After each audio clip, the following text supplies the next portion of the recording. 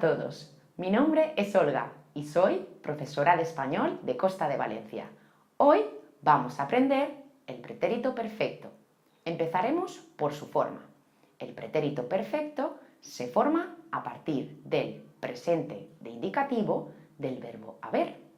Yo he, tú has, él ha, nosotros hemos, vosotros habéis y ellos han, seguido de participio. Por ejemplo, he trabajado, has trabajado, ha trabajado, hemos trabajado, habéis trabajado, han trabajado. En español existe una forma regular de participio y una forma irregular de participio. El participio regular se forma a partir de verbos terminados en ar, añadimos ado. Cantar, cantado. Borrar, borrado, dibujar, dibujado.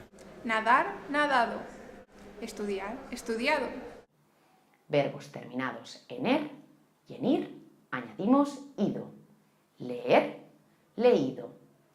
Dormir, dormido. Subir, subido. Vivir, vivido.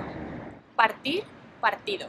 A continuación, mencionaremos algunos de los participios irregulares. Por ejemplo, de ver, visto.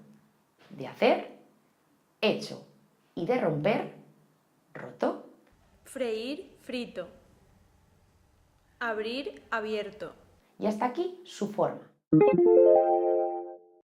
El pretérito perfecto se utiliza para expresar acciones en pasado dentro de hoy.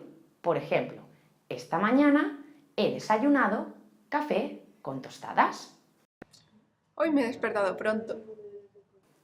Otro de los usos más importantes es para hablar de acciones en pasado que continúan hasta ahora. Por ejemplo, todavía no he visitado el oceanográfico.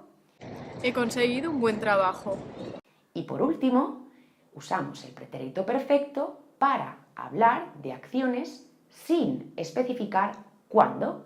Por ejemplo, he perdido el móvil. Y hasta aquí el pretérito perfecto.